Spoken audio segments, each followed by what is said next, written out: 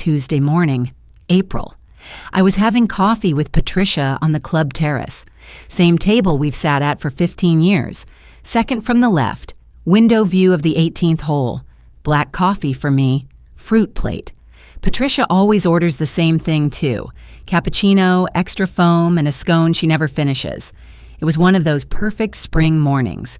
72 degrees, light breeze coming off the golf course. The kind of morning that makes you grateful to be alive. My phone buzzed on the table. An email. Subject line. Wedding update. From vanessa.harrison@gmail.com. I picked up my phone, set down my coffee cup. The sunlight hit the screen at an angle. I had to tilt it to read. Margaret. After careful consideration, Michael and I have decided to keep James and Sophie's wedding intimate. Family only. We know you'll understand. We'll make sure to send photos. Best, Vanessa. I read it again, then again. My hand started shaking, just slightly. Enough that I had to set the phone down on the table. Family only. I was his grandmother. Wasn't I family? Patricia leaned over. She'd seen my face change. Marge, what's wrong? I couldn't speak for a moment. I just pushed the phone toward her. She read it. Her eyes widened. What? She uninvited you? Apparently. My voice sounded strange, distant, like it was coming from someone else. Patricia read it again, her lips moving slightly. Then she looked up at me. Marge, where's the wedding? I blinked. Here, at the club. Your club? Yes. Patricia's face went from confused to angry in about 2 seconds. Wait, she's having the wedding here? At the country club where you've been a member for how long? 35 years. And she's uninviting you from your own club. I hadn't thought about it that way. I'd been so focused on the words family only that I hadn't considered the venue, the location, the fact that this wedding, the wedding I wasn't invited to, would happen in the ballroom where I'd watched my own son get married 27 years ago, the ballroom where I'd hosted committee meetings, where I played bridge every Tuesday, where I'd celebrated James's college acceptance with a dinner just 3 years ago. Patricia grabbed my phone and scrolled. Do you have the original wedding invitation? In my email somewhere. She tapped, scrolled, found it. Look at this. Look at the venue booking. I leaned in. There it was. Venue. Country club name. Member booking discount applied. Member booking. My membership. Marge. Patricia's voice was sharp now. Not angry at me. Angry for me. You paid for this wedding. The words hung in the air. The breeze kept blowing. Somewhere on the golf course, someone was teeing off. I could hear the distant thwack of club hitting ball. Normal sounds. A normal Tuesday. Except nothing about this was normal. Vanessa had booked my grandson's wedding at my country club, used my membership, to get the discount, and then uninvited me. I looked at Patricia. I need to see the reservation details. Damn right you do. She pushed the phone back to me. And Marge, you need to call your son. But I was already thinking past that, thinking about the check I'd written in January, $15,000. Vanessa had called me, said they needed help with the venue deposit. It would mean so much to James, she'd said, having his wedding where he learned to golf. I'd written the check the same day. Now I wasn't invited to the wedding I'd helped pay for, at the club where I'd taught that boy to play golf, where I'd been a member since before he was born. I looked out at the 18th hole. I could see it from here. The green where James hit his first birdie at age 12. He'd been so proud, ran up to me, threw his arms around my waist. Grandma, did you see that? I saw it. I saw all of it. And now I wasn't going to see him get married. Family only. I picked up my coffee. It had gone cold. I didn't sleep that night. Kept reading the email. Over and over. Family only. Like I wasn't part of the family I'd helped build. Let me tell you about this club, about what it means to me. I joined in 1990, 35 years ago. My husband Robert and we just moved to this suburb outside Richmond. Michael was 16. Robert worked in insurance. Long hours. I taught second grade at the elementary school. We weren't rich, but we saved. And we wanted somewhere to belong. The country club felt like home from day one. I volunteered for the events committee, helped plan the spring galas, organized the junior golf program. Robert played in the men's league until he died. Heart attack, 8 years ago now. Sudden. One day he was here, the next he wasn't. I stayed. This club became my life. Bridge club every Tuesday with the same 4 women. Patricia, Carol, Janet, Susan. Golf every Thursday, weather permitting. Lunches on the terrace. Committee meetings once a month. My name is on the donor wall. 35 years of continuous membership. Robert and I contributed to the building renovations in 1998, 2010, 2018. This isn't just a club. It's who I am. And Vanessa wanted to take it away from me. Let me tell you what I've invested in that relationship, not just the club, the family, $15,000 for the wedding venue. I wrote the check in January without thinking twice. Vanessa called, said they needed help with the deposit. It would mean so much to James, having his wedding where he learned to golf. How could I say no? $8,000 for James's golf lessons. Every summer from age 10 to 16.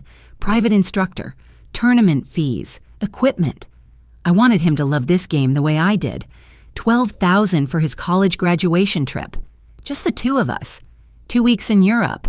London, Paris, Rome. He'd never been overseas. I wanted to give him that. Show him the world. We had the best time. Stayed up late talking about his future, his dreams. He told me things he'd never tell his parents. $5,000 for the engagement party I hosted here at the club last year. Sophie's family came down from Philadelphia. Vanessa wanted something elegant. I made it happen. That's $40,000. But the real investment? 35 years. Every tournament.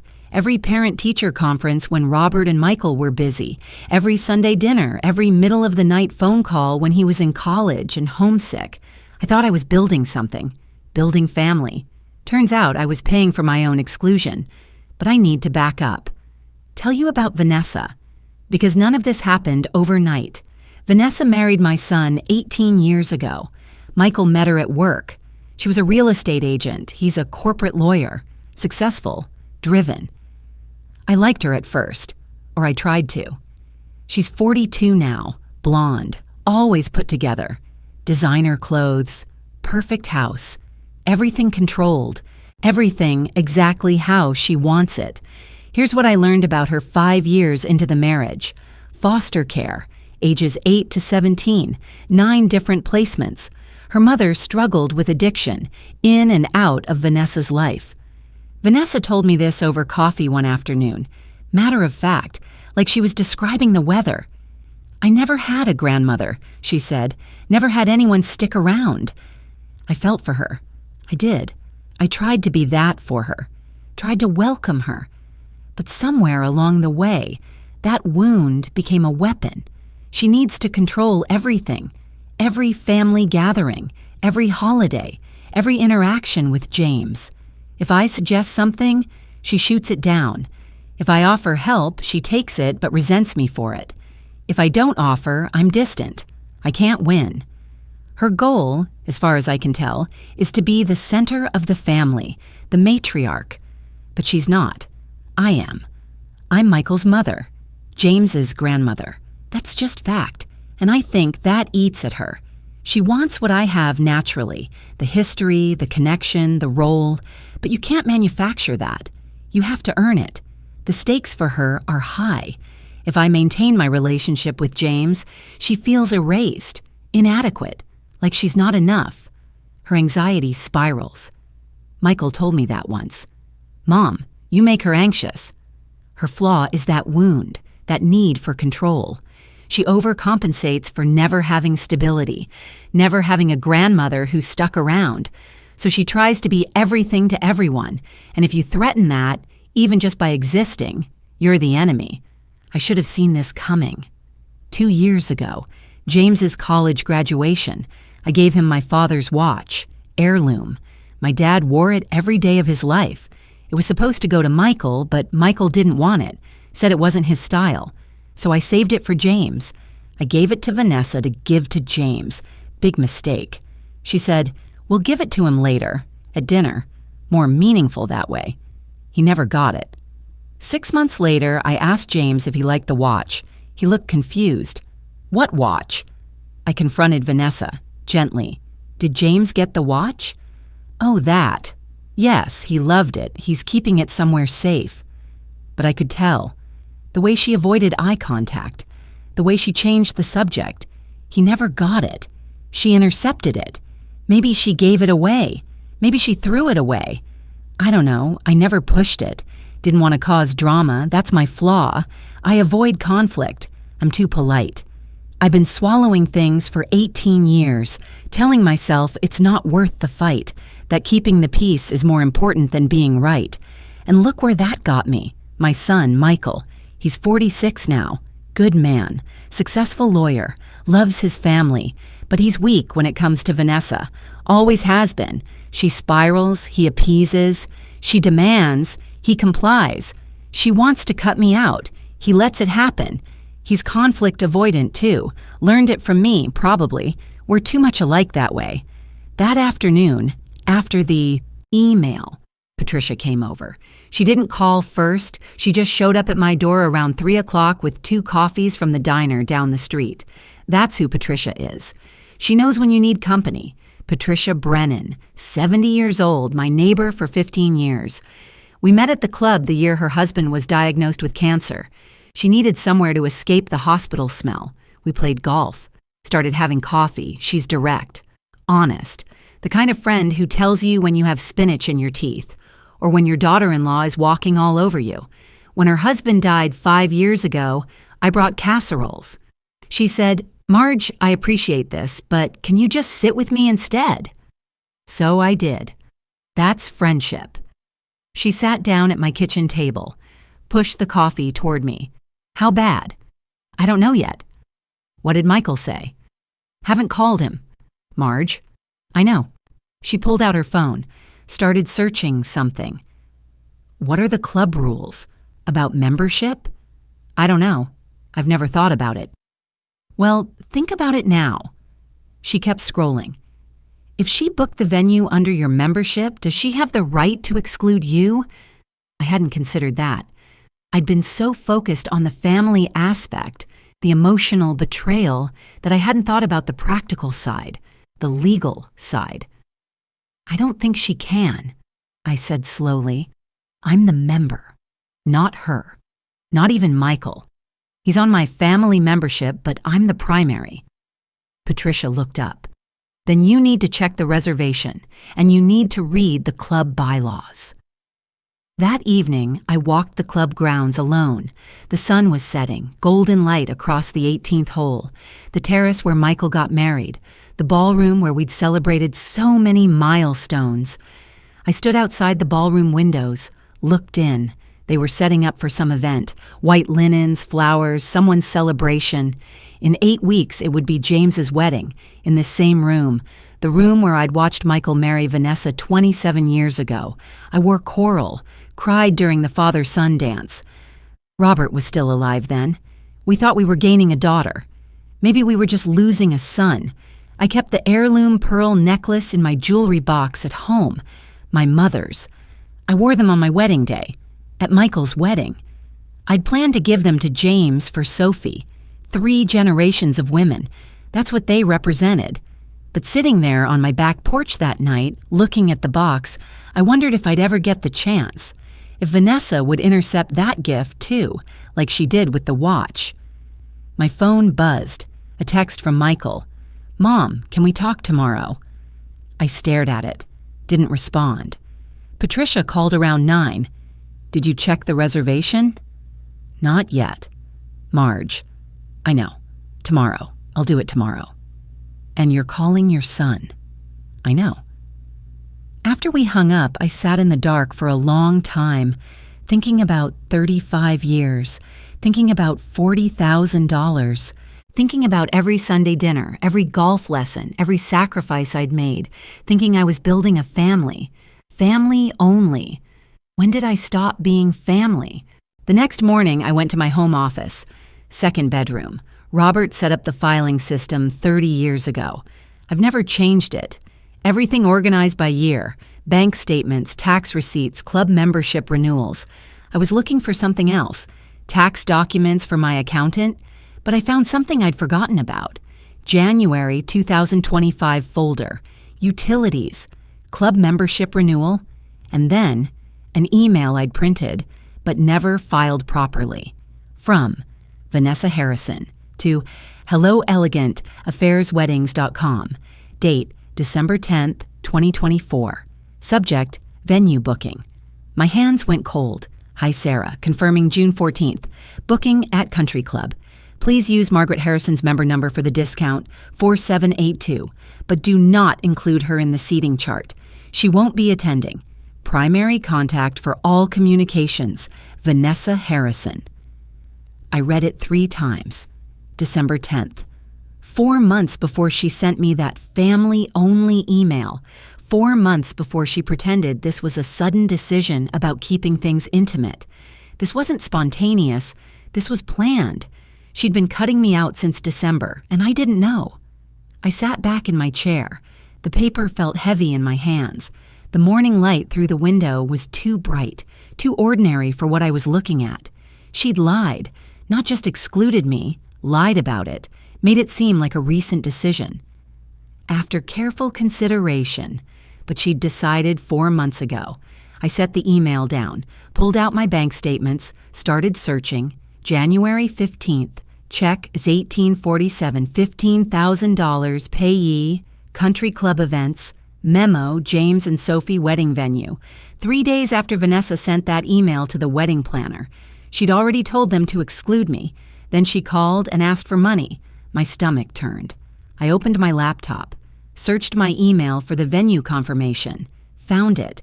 Member booking discount applied, $8,500. Listed under member number 4782. My number.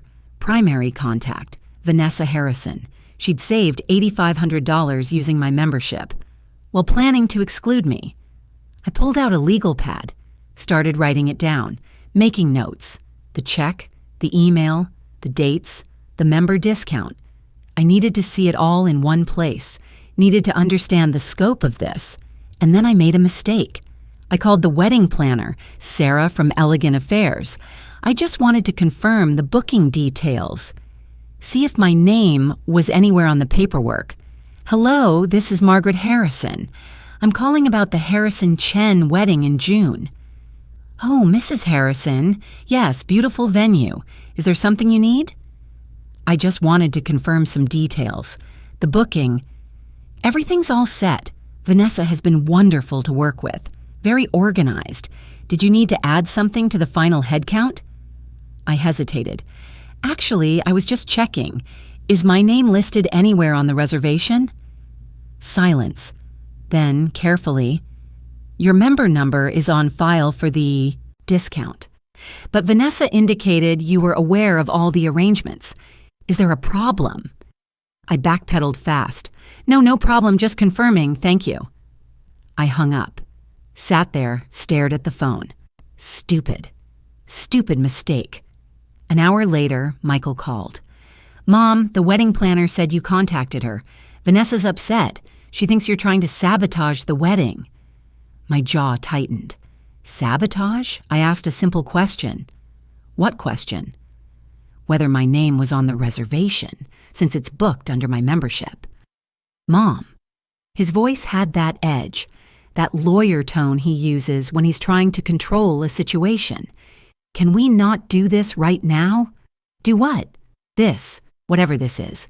Vanessa's already stressed about the wedding. I took a breath. Michael, did you know she uninvited me? Pause. Too long. She didn't uninvite you. She's just trying to keep the guest list manageable. I got an email that said, family only. Am I not family? Of course you're family, but the venue has capacity limits. The venue is my country club, Michael, where I've been a member for 35 years. I know that, and we appreciate everything you've done. I contributed $15,000 to that venue. Silence. Then, I know, Mom, and we're grateful, but the money doesn't mean you get to control. I cut him off. Something I never do. Control what? I'm not trying to control anything. I'm trying to understand why I'm not invited to my grandson's wedding. Look. His voice was tight now, the way it gets when he's cornered. Can you just trust us? Just this once, can you not make this about you? I sat there in my office, surrounded by 35 years of file folders, evidence of a life lived carefully, quietly, always trying not to be too much. I have to go, I said. Mom? I hung up. My hands were shaking. I never hang up on my son. I never push back. I never say no. But something had shifted. 10 minutes later, my phone rang again. Michael. Mom, Vanessa just asked if I talked to you. What did you say to her? I haven't talked to Vanessa in 3 weeks, Michael.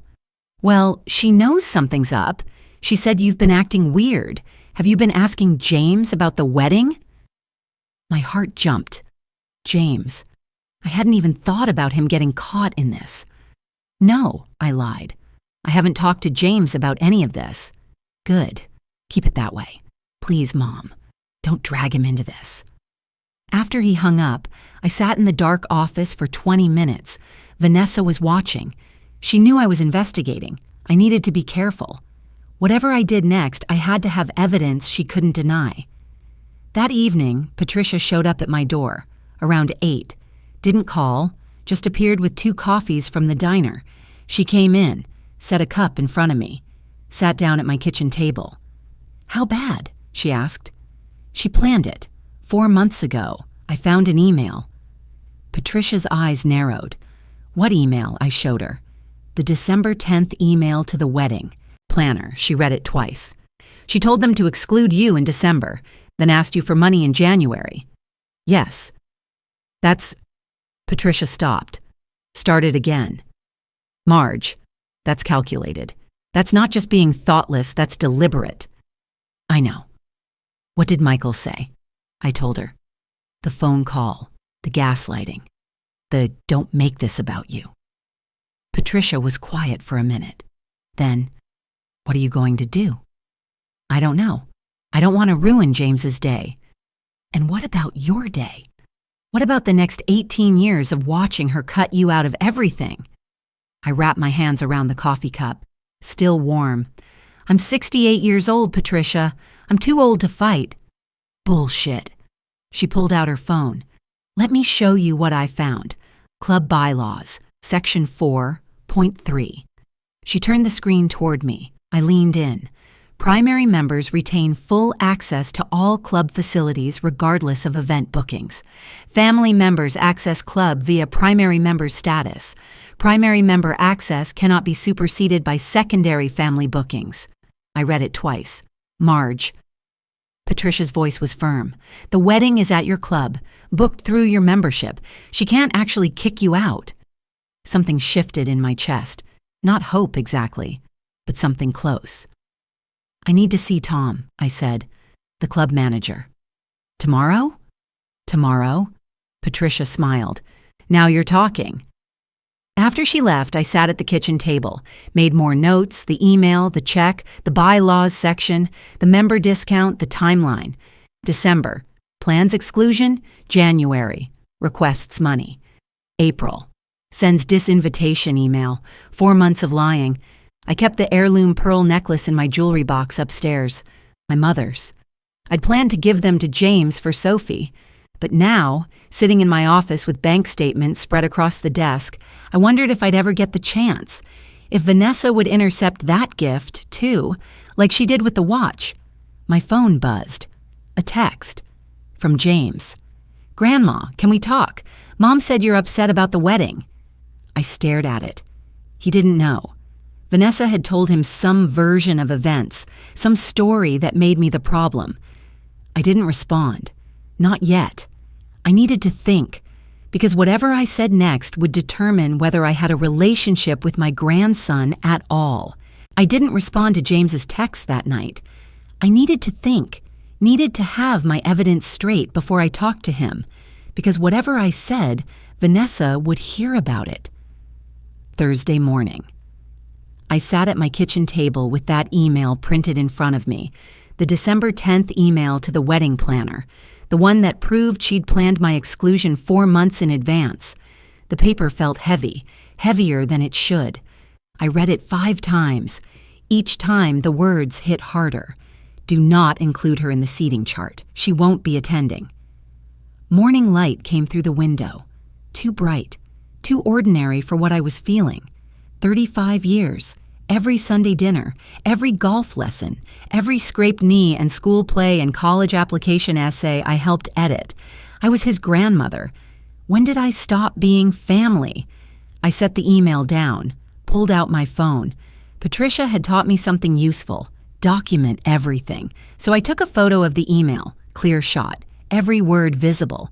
Then I opened my laptop, created a new folder on my desktop, named it James Wedding, Documentation, started gathering everything, the check.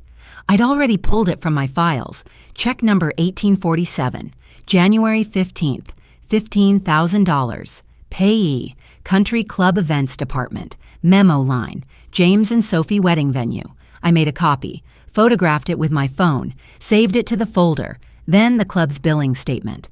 I logged into my member account online, found the venue booking confirmation, date, January 18th, venue rental, $15,000, member discount applied, $8,500, total savings to client, $8,500, listed under member number 49782, mine, primary contact for booking, Vanessa Harrison.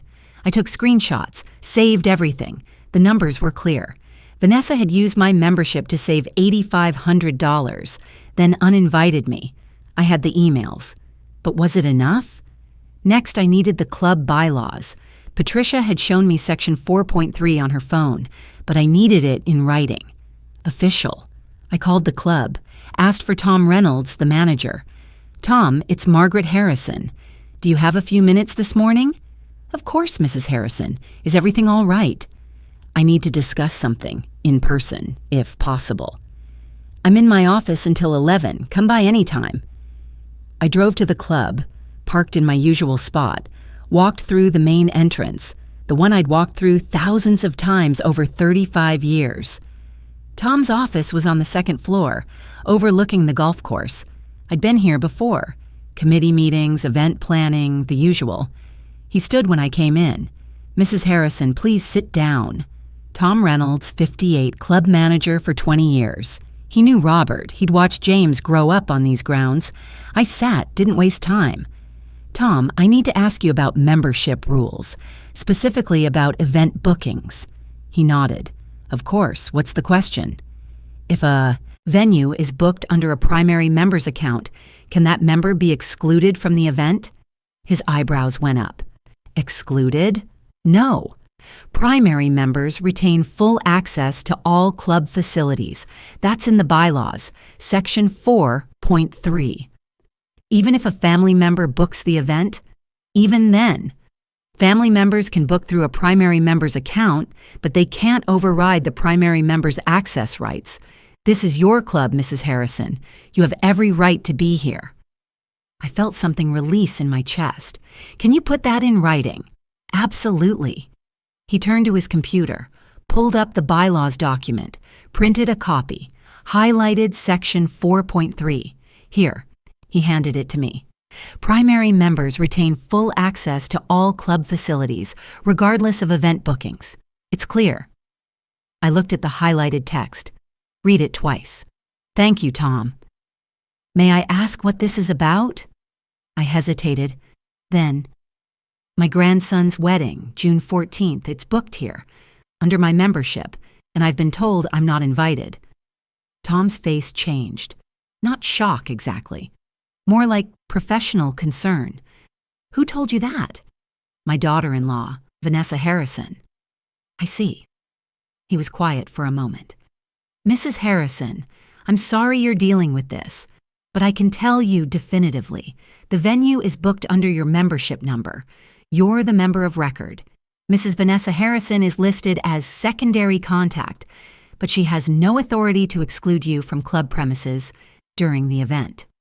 Can you put that in writing too? I'll draft a letter. Have it for you by tomorrow."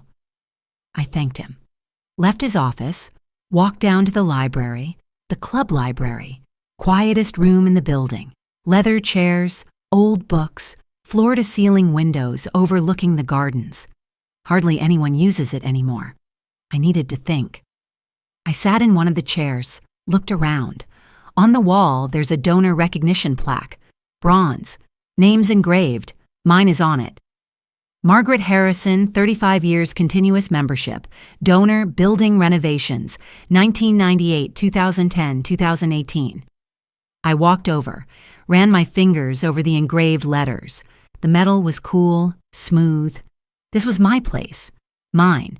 Vanessa couldn't take that away from me. The bylaws were clear. But would my son believe me over his wife?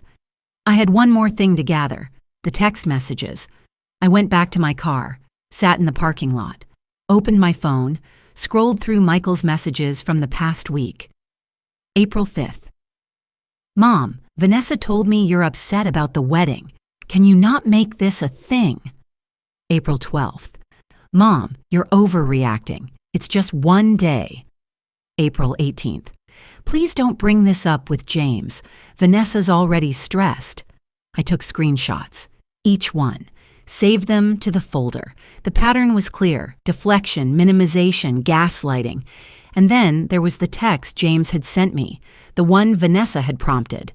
I'd forwarded it to Patricia last night. She'd replied, "She's controlling the narrative. You need to talk to him before she poisons that relationship too." But I also had something else, something James had sent me months ago that I'd forgotten about. I scrolled back, found it. December 23rd, Christmas planning. James to me. "Grandma, Mom asked me not to tell you this, but she's planning something for the wedding. She doesn't want your input. I think that's wrong. Just wanted you to know." And my response, "It's her day, honey. I understand." I dismissed it. Thought Vanessa just wanted control over the planning. Didn't realize she was planning to exclude me entirely. I screenshot that too. I had proof. 5 types of evidence: digital, financial, legal, professional, all documented. That evening, I made coffee. Decaf. I wouldn't sleep anyway, but the ritual helped. I sat at my kitchen table with the evidence folders spread around me. Physical copies, digital backups, everything organized. I thought about all the coffee I'd shared with James over the years, teaching him to drink it black during early morning golf rounds. "Champions don't need cream, Grandma," he'd say at age 14, trying to seem grown up. Would we ever share coffee again? Would he even want to after Vanessa told him her version of events? My phone rang. James. I stared at it. Let it ring twice, 3 times. Then answered. "Grandma?" His voice was tight, stressed. "Hi, honey. I need to tell you something. Mom doesn't know I'm calling." I closed my eyes. "Okay." "She told me you're upset about the wedding, that you're trying to sabotage it, that you called the wedding planner and caused problems. But that doesn't sound like you. So I'm asking, what's really going on?" I looked at the evidence spread across my table. The emails, the check, the bylaws, the text messages. I had proof. Now I needed courage. "James," I said carefully, "did your mother tell you I wasn't invited to your wedding?" Silence. Then, "What?" I told James everything that night on the phone. The email, the December planning, the $15,000, the member discount, the bylaws. He was quiet for a long time. Then, "Grandma, I didn't know. I swear I didn't know." "I believe you. She told me you wanted to skip it, that you said it was too much at your age, that you'd rather just see photos." My chest tightened. "James, I never said that." "I know that now." His voice cracked slightly. "I should have asked you. I should have asked you directly. I'm so sorry." We talked for another 20 minutes. He promised not to tell Vanessa we'd spoken. He needed time to think, to figure out what to do. After we hung up, I sat in the dark, Felt something I hadn't felt in weeks. Hope, small, fragile. But there. The next morning, Friday, I went to the club. Not for golf, not for bridge. I just needed to be there, to think. I walked through the main building, past the terrace where Patricia and I had coffee every week, past the ballroom. I stopped at the ballroom entrance. The doors were open.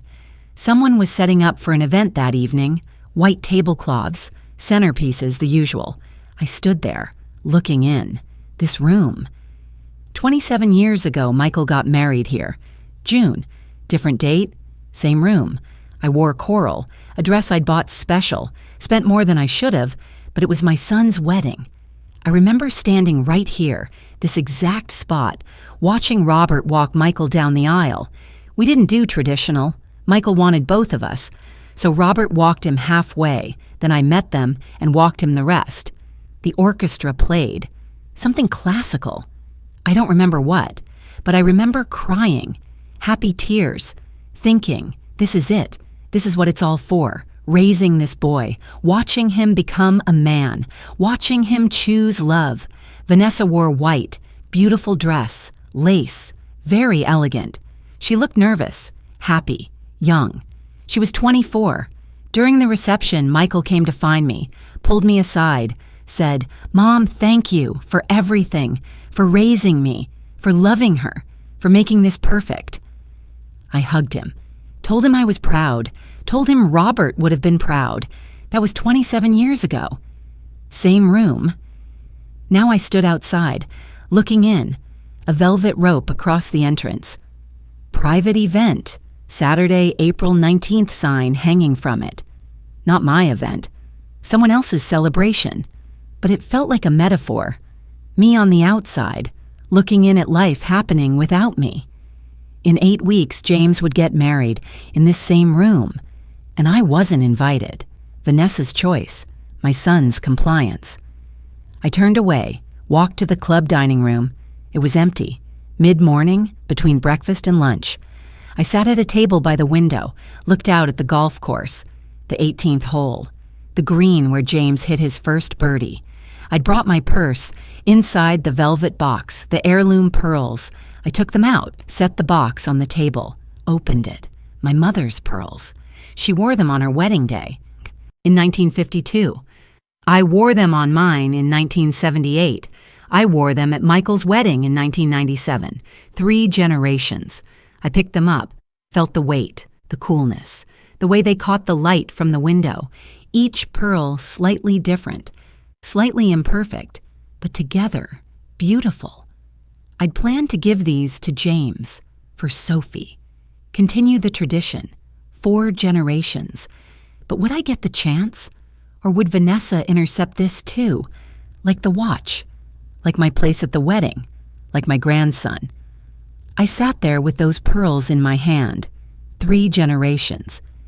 And I realized something. Staying silent wasn't keeping the peace. It was teaching my grandson that love means accepting mistreatment. I'd spent 18 years swallowing things, letting Vanessa control the narrative, letting Michael avoid conflict, telling myself it was kindness, telling myself it was maturity. But it wasn't. It was weakness, and James was watching, learning that this is how family works, that grandmothers get whatever scraps the daughter-in-law allows, that speaking up is rude, that boundaries are selfish. No. I put the pearls back in the box, closed it gently. These pearls would be given, but on my terms, not hidden, not intercepted, given properly, with the story, with the history. And if Vanessa didn't like it, that was her problem, not mine. I pulled out my phone, searched. Family Therapist Virginia, found one. Linda Chen, licensed marriage and family therapist, specializes in family systems, intergenerational conflict. I called, got voicemail, left a message. "This is Margaret Harrison. I need to schedule a family session. 4 people. It's urgent." Then I searched, Grandparent Rights Virginia. Read for 20 minutes. Learned Virginia doesn't have strong grandparent visitation laws. But I had something better than legal rights. I had leverage, the venue, the money, the membership. Vanessa had overplayed her hand. I opened my email, sent a message to the club events coordinator. "Hello, I'd like to book the private dining room for the last Sunday in June. Family dinner, party of 6. Please confirm availability. Thank you, Margaret Harrison, member Tura 4782. I hit send, reclaiming my space, my club, my role. Then I called Patricia. "I talked to James," I said. "And?" He didn't know. Vanessa lied to him. Of course she did. "I'm done being quiet, Patricia." "Good." I called a therapist. Family session. I'm going to make Michael and Vanessa sit down and talk about this. Professionally. Even better. And if that doesn't work, I have the club bylaws.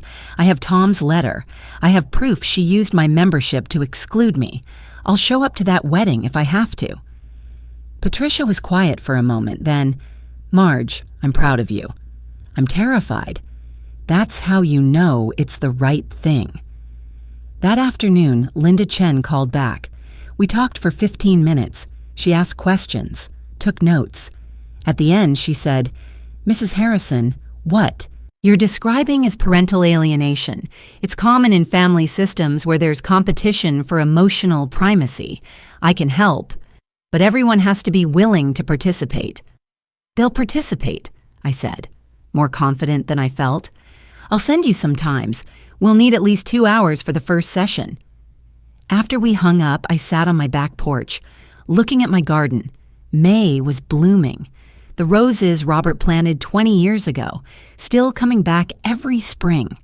I thought about Vanessa, about her childhood, foster care, 9 placements, never having a grandmother. I remembered her at Michael's law school graduation, crying, saying she never had family to celebrate achievements with. I felt for her then, I still do. But compassion doesn't mean accepting abuse. Vanessa's wounds are real. Her pain is real. Her need for belonging is real. But that doesn't give her the right to inflict new wounds on others. She can heal and I can have boundaries. Both things can be true. My phone buzzed, email from Linda Chen. "Mrs. Harrison, I have availability next Tuesday, April 22nd at 4 p.m. 2-hour session. I'll need confirmation from all parties. Please provide contact information for your son, daughter-in-law, and grandson.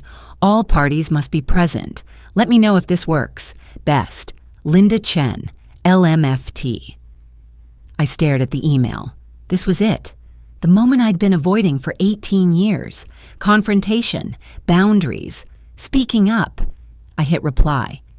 "Linda, Tuesday at 4 p.m. works. I'll provide contact information. Thank you, Margaret Harrison." Then I texted Michael. "We need to talk, all of us. I've scheduled a family therapy session for Tuesday, April 22nd at 4 p.m. You, me, Vanessa, and James. I expect you to be there. This isn't optional." I hit send before I could second-guess myself. 60 seconds later, my phone rang. Michael. I didn't answer. He texted, "Mom, what is this about?" I replied, "You know what it's about. Tuesday, 4 p.m., be there." 3 dots appeared, disappeared, appeared again. Then, fine. I set down my phone, looked out at the roses, the ones that keep coming back. No matter how cold the winter, no matter how long the wait, they come back. Over the weekend, James called me. Saturday afternoon. His voice was low. Careful. "Grandma, I talked to Sophie. We both think what Mom's doing is wrong. But I don't know how to fix this without making everything worse." "James, you're not responsible for fixing this. This is between me and your parents." "But it affects me. It's my wedding." "I know, honey." "Will you really come to the therapy session?" "Yes." "Will you?" "Yeah, I'll be there." Pause. "Sophie wants to come too. Is that okay?" I hadn't thought about that. Sophie, James's fiancée, the one who'd wear my mother's pearls someday. If Linda says it's okay, then yes, I'd like that. After we hung up, I felt something shift. James was choosing honesty. That mattered. Tuesday came. Bridge Club Day. I almost didn't go, didn't want to face questions. But Patricia texted, "You're coming. Don't even think about skipping." So I went. Same table, same 4 women. Patricia, Carol, Janet, Susan. We'd been playing together for 12 years. Carol dealt the cards. Nobody said anything for the first few minutes, just the sound of shuffling, the quiet concentration. Then Carol set down the deck, looked at me. "Marge," Patricia told us, "about the wedding, about Vanessa." I glanced at Patricia. She shrugged. They asked. Carol is 76, retired therapist, sharp as ever. She leaned forward. "Marge, what Vanessa's doing. This is textbook parental alienation. I saw it constantly in my practice. One parent or family member systematically cutting off another's access to a child. It's manipulative, it's harmful, and it's wrong." Janet, the oldest of our group at 78, shifted uncomfortably. "Carol, maybe it's not our place." "It absolutely is our place." Carol's voice was firm. "Marge is our friend, and she's being abused, financially, emotionally. We don't just sit by and watch that happen." Janet looked at me. Her eyes were soft, sad. "Marge, at our age, is it worth the fight? Family drama takes years off your life. Maybe just let this one go." Something in my chest tightened. Carol shot back immediately. "And teach her grandson that women should shrink to keep the peace? No, Marge has a right to be there." Patricia watched me, waiting. She knew what I'd say. "I'm going to the therapy session," I said quietly. "Thursday. If that doesn't work, I'll decide what's next. But I'm not letting this go." Janet reached across the table, squeezed my hand. "I let my daughter-in-law push me out 15 years ago. Different situation, but same pattern. I regret it every day. Don't make my mistake." Her eyes were wet. We played cards for another hour, but something had changed. I wasn't alone in this. Wednesday afternoon, my phone rang, number I didn't recognize. I almost didn't answer. "Hello? Margaret, it's Vanessa." I froze. First time she'd called me directly in months. "Vanessa, I hear you've been talking to James about the wedding." "Yes." "Margaret, I don't know what you said to him, but he's upset now. This is exactly why I wanted space." I took a breath, stayed calm. "Vanessa, I didn't upset him. The situation did." "There is no situation. You're creating one. I received an email from you uninviting me from my grandson's wedding at my country club that I helped pay for. That's not creating a situation. That is the situation." Silence. Then her voice went cold. "We don't need therapy, Margaret. We need you to respect our boundaries." I respect boundaries, but excluding me from a wedding at my club that I contributed $15,000 to isn't a boundary. It's control. "You're twisting this." "No, I'm stating facts, and we're going to discuss those facts on Thursday with Linda. All of us." "I'm not coming to that session. Then James will know you refused. Your choice." She hung up. I sat there, hands shaking. I'd never spoken to her like that, never pushed back, never said no. It felt terrifying and right. That evening, Michael called. "Mom, I talked to Vanessa. She's willing to compromise." Here we go, I thought. What compromise? "You can come to the reception, just not the ceremony. That way you're there, but it's still intimate." I closed my eyes. "Michael, that's not acceptable." "Mom, it's a compromise. Can you meet us halfway?" "I've been meeting you halfway for 18 years. I'm asking for what any grandmother deserves, to watch her grandson get married." "She says you make her anxious." "Then she needs therapy, which is why we have a session scheduled." "Can you just—" He stopped, started again. "Can you just skip this one event? For James's sake? For James's sake." "Michael, James didn't even know I was uninvited. Vanessa lied to him, told him I wanted to skip it." Silence. "You knew that?" I asked. He trailed off. "You knew she lied to him?" "Mom, it's complicated." "No, it's not." I hung up. For the second time in my life, I hung up on my son. A week later, the Tuesday before the therapy session, Vanessa emailed again. Subject, final offer. Margaret, after discussing with Michael, I'm willing to extend an invitation with conditions. You may attend the wedding. However, you'll be seated in the back row, not with immediate family. No photos with James and Sophie during the ceremony. No involvement in the processional or family formal photos. You may attend the reception. This is my final offer. Please respond by end of day.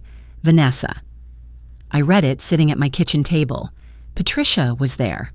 We'd been having coffee. She read over my shoulder. Marge, she's negotiating like you're a stranger. Back row, no photos. That's not a compromise. That's humiliation. I knew she was right.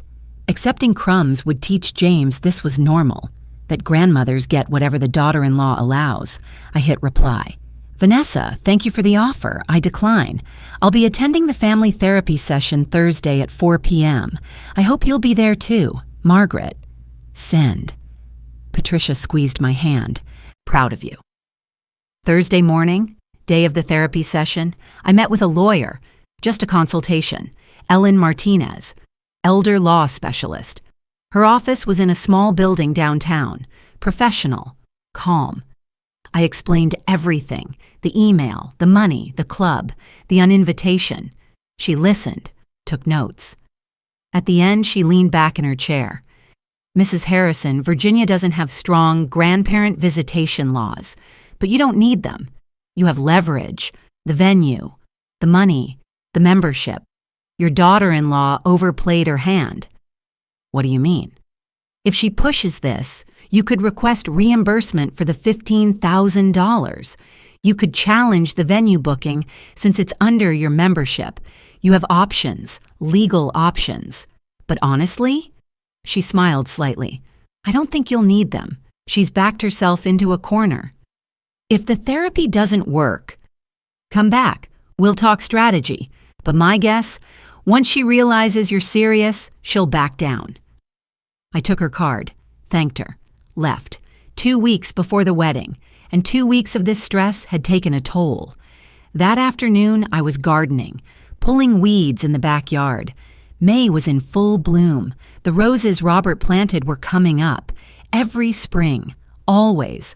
I liked the physical work, hands in dirt, pulling out what didn't belong, making space for what should grow. Patricia came through the side gate, took one look at me and frowned. Marge, you look pale. I'm fine. You're not fine. When did you last eat? I couldn't remember. She drove me to urgent care. The doctor took my blood pressure twice. Didn't like either number. 165/98. Mrs. Harrison, that's dangerously elevated. When did this start? I don't know. A few weeks? What's going on? Any major stressors? I told her. The wedding. The conflict. The therapy session tomorrow. She was quiet for a moment. Then, Mrs. Harrison, you need to resolve this or remove yourself from the situation. This level of stress at your age, I'm not trying to scare you, but you're at risk for stroke or heart attack. Patricia drove me home, made me tea, sat with me. Marge, you need to decide. Fight now and set boundaries, or let it go and lose James forever. But you can't stay in this limbo. It's literally killing you. I looked out at the garden. The roses, coming back every spring, no matter how cold the winter. I'm going to the session tomorrow, I said. After that, we'll see. That night, Michael texted, Mom, Vanessa says she won't come to the therapy session. What do we do now? I stared at the message. Of course she wouldn't come. One last manipulation, one last attempt to avoid accountability. I typed back, you come anyway. You and James, with or without her, we're having this conversation. 3 dots. Then, okay. I set down my phone, took my blood pressure medication, went to bed.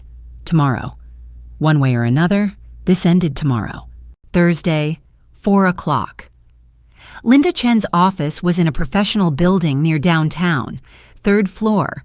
The waiting room had soft gray walls, magazines on a coffee table, a tissue box labeled Feeling Station, a small attempt at humor. I arrived first. sat in a chair facing the door. My hands were shaking. I pressed them flat against my thighs. 30 years of teaching kindergarten taught me. Steady hands, steady voice, steady heart. But this wasn't a parent-teacher conference. This was my family, and I was about to break it or save it. James arrived next, with Sophie. She was petite, dark hair, kind eyes. She squeezed my hand. "Mrs. Harrison, thank you for doing this." Michael came in 5 minutes late, alone. "Where's Vanessa?" I asked. "Parking, she's coming." We waited. 6 minutes, 7. Then the door opened. Vanessa, designer blazer, perfectly composed. She didn't look at me, sat in the chair farthest from mine. Linda came out, early 50s, warm smile, professional but approachable. "Thank you all for coming. I'm Linda Chen. Let's go to my office." We followed her into a larger room, windows overlooking the parking lot, comfortable chairs arranged in a circle, a small table in the middle, box of tissues, notepad. Linda sat. We all took our seats. The circle felt deliberate. No one at the head, everyone equal. "Before we begin," Linda said, "let me set some ground rules. Everyone gets to speak without interruption. We'll take turns.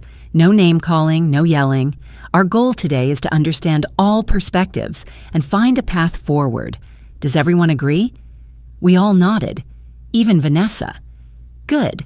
I'd like each person to share, briefly, why they're here, what they hope to accomplish. Let's start with Margaret." I took a breath. "I'm here because I love my grandson, and I want to be part of his wedding. I don't understand why I've been excluded, and I'd like to resolve that." Linda nodded. "James?" "I'm here because—" He looked at his mother. "Because I just found out my grandmother wasn't invited to my wedding, and I don't think that's right. I want to understand why that happened." Michael shifted. "I'm here because I love my mother and my wife, and I want them to get along. I want everyone to be happy." Vanessa stared at her hands. "I'm here because apparently I have no choice." Linda let that sit for a moment. Then, "Vanessa, can you tell us, in your own words, why you didn't invite Margaret to the wedding?" Vanessa's jaw tightened. "Because she's overbearing. She's always been involved in everything. Every decision, every holiday, every event. This wedding, James's wedding, I wanted it to be about our family, Michael's and mine, not about Margaret." I felt the words like a slap, but I stayed quiet. Linda had said no interruptions. "Can you give an example?" Linda asked gently. "Every Thanksgiving she has opinions about the menu. Every Christmas she wants to host. When James was younger, she'd show up at his tournaments without asking.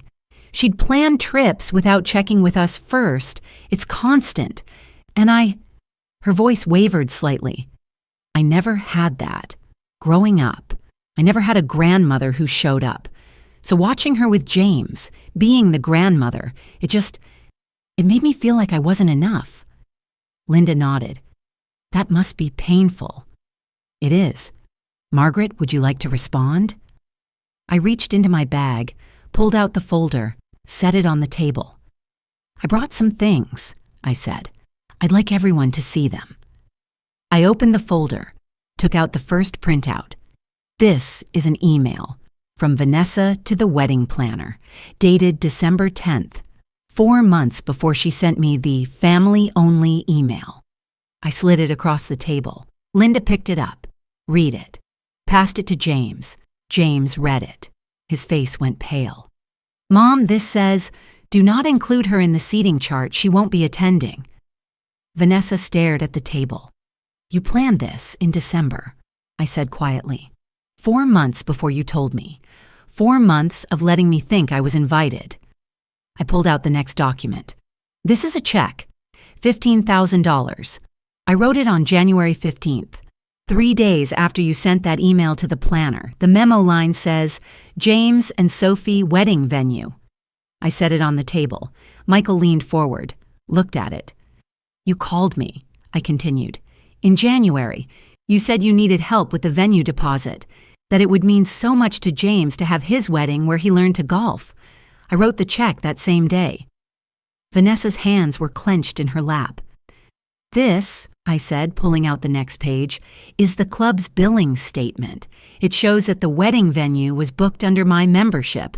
Member number 4782, the member discount saved you $8,500, but the primary contact listed is Vanessa Harrison. I looked at Vanessa. She wouldn't meet my eyes. And this, I said, reaching into my purse, is something I brought for a reason. I pulled out the velvet box, set it on the table, opened it. The pearls caught the afternoon light through Linda's window. These are my mother's pearls. She wore them on her wedding day in 1952. I wore them in 1978. I wore them at Michael's wedding in 1997. I looked at Sophie. I'd planned to give these to you, Sophie, for your wedding. Continue the tradition. 4 generations. Sophie's eyes were wet. But 2 years ago, I continued, I gave Michael's father's watch to Vanessa to give to James at his graduation. It was an heirloom. My father wore it every day of his life. James never got it. James turned to his mother. Mom, what watch? Vanessa's face went pale. I asked Vanessa about it 6 months later, I said. She told me James had it, that he loved it. But when I mentioned it to James, he didn't know what I was talking about. The room was silent. So I'm sitting here, I said, wondering if I give these pearls to Sophie. Will she ever see them? Or will they disappear too? When I finished, the room was quiet. Not the peaceful kind, the kind where everyone knows something just shifted. I'd said it all, and I couldn't take it back. Linda let the silence sit for a moment. Then she turned to Vanessa. Vanessa, can you help us understand why you excluded Margaret? Vanessa was quiet for a long time. When she spoke, her voice was different, smaller. Because she's always been the grandmother, the one everyone turns to. Michael's mother, James's grandmother, and I. She stopped, took a breath. I never had that. My mom was in and out of my life. Foster care. 9 different homes between ages 8 and 17. I never had anyone stick around, and I watch Margaret with James, and it's like, she's the real parent, not me. Her voice cracked slightly. She collected herself. I wanted this wedding to be about me, about Michael and me and our family, not about Margaret Harrison, country club queen. She looked up, met my eyes for the first time. But I shouldn't have lied. To James, about the watch, about you wanting to skip the wedding. That was wrong. Linda nodded. That's important to acknowledge. Margaret, how do you respond? Vanessa, I said carefully, I'm sorry you didn't have that growing up. I am. But pushing me away doesn't heal that wound, and it's not fair to James. James had been quiet through all of this. Now he spoke. Mom, I love you, but Grandma's been part of my life since day one. She taught me to golf. She came to every tournament. She took me to Europe for graduation. He looked at Vanessa. His voice was firm, loving, but firm. You told me Grandma didn't want to come to the wedding. You lied to me. James, no, you lied, and I need you to understand. Grandma's attending my wedding. If you can't accept that, then I don't know, but she's going to be there. Vanessa stared at him, tears in her eyes. Michael finally spoke. Vanessa, honey, he's right. Mom should be there. I should have said something sooner. I'm sorry, Mom. Linda pulled out a notepad. Let's talk about what moving forward looks like. Margaret, what do you need? I need to attend the wedding, the full wedding, ceremony and reception, not the back row, not without photos. I want to be there as James's grandmother. Vanessa, can you accept that? Vanessa was quiet, then quietly, yes. What else? Linda asked. I'd like regular family contact, not me always reaching out, not me always being the one who has to ask. How often? Once a month. Family dinner. Neutral location. Linda looked at Michael and Vanessa. Can you commit to that? Michael nodded. Vanessa, after a pause, nodded too. And, Linda said, I'd recommend 3 more sessions, just Vanessa and Margaret, to work through some of this history. Build communication tools. Vanessa looked at me. Would you do that? Yes, I said. Linda made notes. I'll send you both some dates. For now, let's be clear about the agreements. Vanessa, you're inviting Margaret to the full wedding, correct? Yes. Margaret, you'll attend monthly family dinners? Yes. And you'll both commit to 3 more therapy sessions? We both nodded. Good. Linda set down her pen. This is progress, real progress. But I want to be clear. This is just the beginning. Patterns that have been in place for 18 years won't change overnight. This will take work from everyone. Vanessa stood, picked up her purse. Fine, she said. She can come, but I'm not pretending we're suddenly best friends. She walked out. Michael looked at me, apologetic. I'll talk to her. He followed Vanessa. James stayed, came over to me, hugged me. I'm sorry, Grandma. I should have asked you directly. I should have known something was wrong. I hugged him back. You're here now. That's what matters. Sophie came over, looked at the pearls still on the table. Mrs. Harrison, I'd be honored to wear these, if you'd still like me to. I picked up the box, closed it gently, handed it to her. They're yours, I said. Wear them with love. Outside, in the parking lot, Patricia was waiting in her car. She'd driven me, said she'd wait. I got in, sat down, exhaled. How bad? She asked. It worked. She's letting me come. Patricia squeezed my hand. You did it. I looked out the window, at the office building, at the ordinary Thursday afternoon traffic. I did it, I said. But I didn't feel triumphant, just tired, relieved, and grateful. The wedding was June 14th, Saturday afternoon, 2 months after the therapy session. I arrived at the club with Patricia. She'd offered to be my guest, moral support, but also she wanted to see this through. We parked, walked to the main entrance together, the one I'd walked through thousands of times over 35 years. James was standing outside, greeting guests as they arrived. When he saw me, his face lit up. He walked over, hugged me, long and tight. Grandma, I'm so glad you're here. I wouldn't miss this for anything. Sophie came out. She wore my mother's pearls. They caught the afternoon sunlight. 3 generations, now 4. She hugged me too. Mrs. Harrison, thank you for everything. Michael appeared, escorted me to my seat. 3rd row, not front, not back, a compromise. But I was here. That was what mattered. Vanessa entered before the processional, saw me, brief eye contact, a nod, not warm, but acknowledgement. The ceremony was beautiful, traditional. Sophie walked down the aisle on her father's arm. James waited at the front. His face when he saw her, pure love. I cried during the vows, not sad tears, joy, relief, bittersweet gratitude. This moment, I'd fought for this moment. And here it was. The reception was in the ballroom, the same room where Michael had married Vanessa 27 years ago, the same room where I'd stood outside that velvet rope, feeling excluded.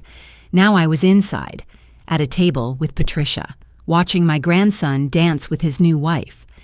During the reception, James did something unexpected. After the father-son dance with Michael, he requested another song, came to my table, held out his hand. Grandma, will you dance with me? I stood, took his hand. We walked to the floor. The DJ played something soft. I don't remember what. I just remember James's hand on my back, dancing with my grandson at his wedding. Grandma, he said quietly, I'm sorry I didn't see it sooner. What Mom was doing.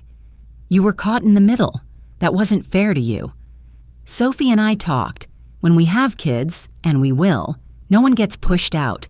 We're doing this differently. I looked at him.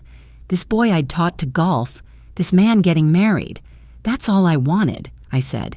For you to know you have choices, that you can love everyone without erasing anyone. The song ended. James hugged me, looked across the room at Sophie, smiled, then looked back at me. "I love you, Grandma." "I love you too, honey." Later, Michael found me. We were near the gift table. He looked nervous. "Mom, can we talk for a minute?" We stepped outside, onto the terrace, the same terrace where Patricia and I had coffee the morning everything started. "I should have stood up sooner," Michael said. "For you, against Vanessa. I kept telling myself I was keeping the peace, but I wasn't. I was just avoiding conflict." "You were protecting your marriage. But you're my mother. I should have protected you too." I looked at my son. 46 years old, still trying to make everyone happy. "Michael, I don't need protection, I need honesty. That's all I've ever needed." He nodded, pulled an envelope from his jacket pocket, handed it to me. "What's this?" "Open it." Inside, a check, $15,000, memo line, "With love and apology." "Michael, I don't need this." "Mom, please, let me do this. You paid for the venue. You shouldn't have had to. Let me make it right." I looked at the check, then at my son. "Thank you." He hugged me. We stood there on the terrace, father and son and mother, healing, slowly. Vanessa and I didn't talk much at the wedding. We passed each other at the buffet. She said, "Your toast was nice." I'd given a brief toast during dinner, nothing dramatic, just, "To James and Sophie, may your marriage be filled with love, honesty, and grace." "Thank you," I told Vanessa. That was it, not friendship, but civility. And for now, that was enough.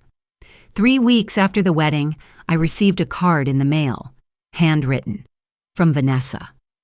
"Margaret, I'm not good at this. My therapist says I have abandonment issues, attachment problems from childhood. I didn't mean to push you out. I just didn't know how to let you in without feeling erased. I'm working on it. Linda's helping. Thank you for not giving up on James. He loves you. I can see that now. I'm trying to be okay with it. V. I read it twice, sat with it, then wrote back. Vanessa, I appreciate you writing. I know this is hard. I'm working on things too, setting boundaries, speaking up. We don't have to be best friends, but we can be family. Let's take it 1 month at a time. See you at Sunday dinner. Marge. I mailed it that afternoon. A month after the wedding, James and Sophie came to my house for dinner, just the 3 of us. Over coffee, James said, "Grandma, Sophie and I went to see a lawyer. We updated our will." "That's smart. You're newlyweds, but it's good to plan ahead." "We did something else, too." He looked at Sophie. She nodded. "We named you as guardian. If something happens to us, before we have kids or when they're young, you'd be the one to raise them." I set down my coffee cup. "James, we don't want what happened with you and Mom to happen again. We want our kids to know you, to be raised by you if they need to be. We put it in writing." Sophie reached across the table, squeezed my hand. "You fought for James. We want to make sure no one can push you out of our children's lives." I couldn't speak for a moment, just nodded. "Also," Sophie said, smiling slightly, "I was hoping you could teach me to golf. James says you're the one who taught him. I'd like to learn from the best." I laughed. First real laugh in months. "I'd love that." The monthly family dinners started in July, 3rd Sunday of every month. We rotated locations, neutral restaurants, nothing fancy, just dinner. The first one was awkward. Vanessa barely spoke. Michael overcompensated. James and Sophie tried to keep conversation flowing. By the 3rd dinner, it was easier. We had rules. No rehashing the past. No bringing up the wedding conflict. Just present and future. It wasn't perfect, but it was something. Thursday morning, 2 months after the wedding, Patricia and I had coffee at the club. Same terrace, same table. She looked at me. "You did it. You stood up without burning it all down." "I almost didn't," I said. "Thank you for pushing me." "What are golf partners for?" That afternoon, Tom Reynolds found me in the hallway. Mrs. Harrison, I wanted to let you know. We're updating the donor recognition wall next month. We're moving your plaque to the main hall. You have the longest continuous membership in your category. 35 years. That's significant. I smiled. Thank you, Tom. No, thank you, for everything you've done for this club.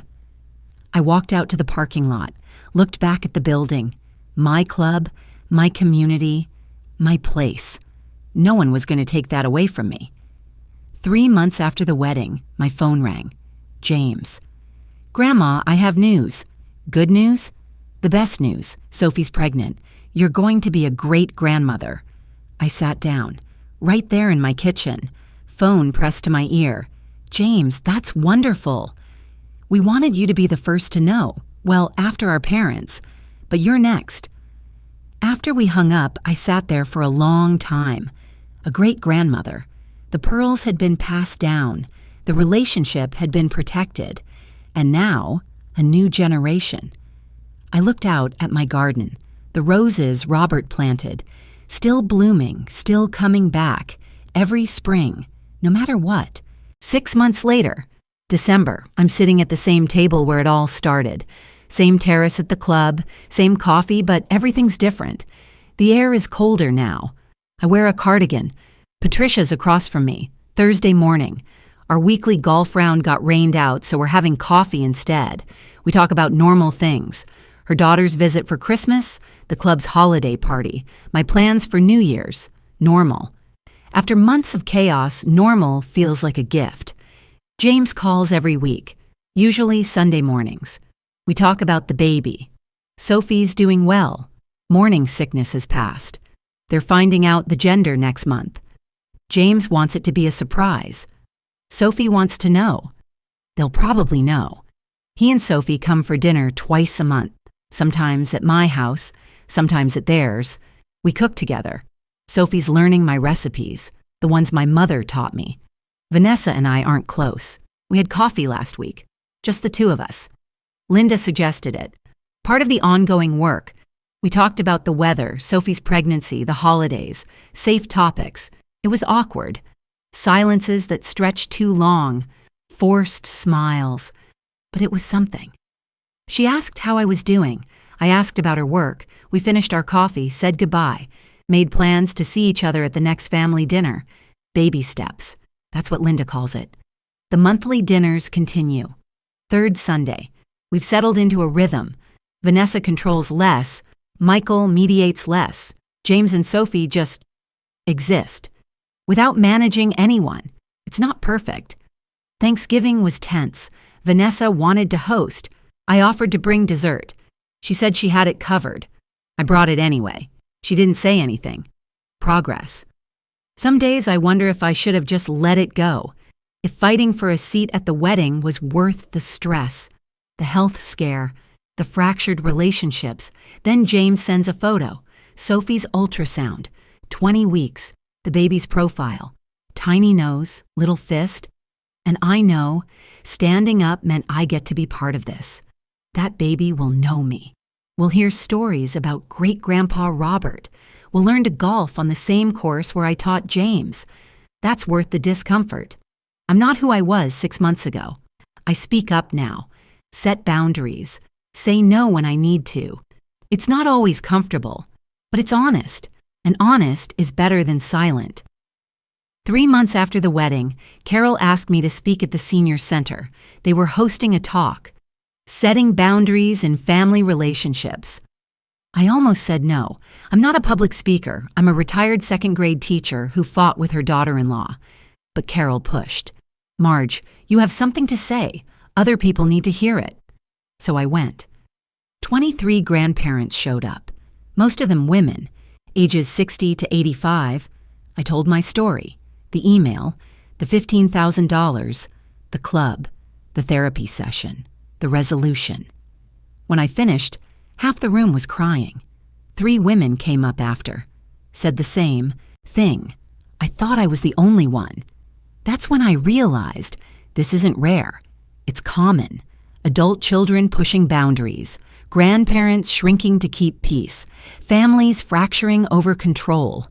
A month later, I started a group, We meet at the club once a month. Grandparents connect. It's not therapy, just community. We share strategies, support each other. Sometimes we just vent. Last meeting, we had 17 people. I also updated my will, properly this time, with a lawyer. Clear provisions for James's children, a trust, education fund, protected from anyone's manipulation, even their parents if needed. The heirlooms are cataloged, each one with a story. My mother's pearls, now Sophie's. My father's watch, the one Vanessa intercepted. I bought a replacement. It's in my safe, for James's first child, with a note explaining its history, so they know, so they remember, so no one can erase where they came from. James is learning. He watches how I set boundaries with Vanessa now, how I say no, how I show up without apologizing for taking space. He's told me, when we have kids, I'm going to do it differently. No one gets erased. Everyone gets a voice. That's the legacy, not the money, not the heirlooms. Teaching him that love and boundaries aren't opposites, they're partners. If you're facing something like this, here's what I learned. Silence doesn't keep the peace. It teaches the wrong lesson. You might be thinking, Marge, you almost ruined your grandson's wedding over an invitation. But it wasn't about the invitation. It was about my role in his life, about teaching him that people who love you don't exclude you. They make room. I'm 68 years old. I've spent most of my life avoiding conflict, being polite, staying quiet. I almost stayed quiet this time too, but I'm glad I didn't. Here's what helped me. Document everything, emails, texts, financial records. When it's your word against theirs, evidence matters. Get professional help, not just lawyers, therapists, people who understand family systems. Linda changed everything for us. Remember, you're not choosing between relationships, you're protecting them. Fighting for your place in your grandchild's life isn't selfish, it's love. And find your people, Patricia, Carol, the Bridge Club ladies. I couldn't have done this alone. It's been 6 months since the wedding. Vanessa and I will never be best friends. The holidays are still tense. She still tries to control things. But I have boundaries now. And James knows I fought for him. Next month, Sophie has the baby, a girl. They're naming her Eleanor, after my mother. The pearls are waiting, ready to be passed down again, 5 generations. This morning, I walked past the ballroom, the one where James got married, the same room where Michael married Vanessa 27 years ago, the same room where, God willing, I'll watch Eleanor celebrate something someday. That room is part of my story. No one gets to write me out of it. What would you have done in my situation? Would you have stayed quiet to keep the peace, or fought to stay in your grandchild's life? Let me know in the comments, and if you're dealing with something similar, don't wait. Speak up now. The relationship you save might be your own. I'm Margaret Harrison. I'm 68 years old. I'm a grandmother, soon to be a great-grandmother, and I'm still here, still standing, still part of the story.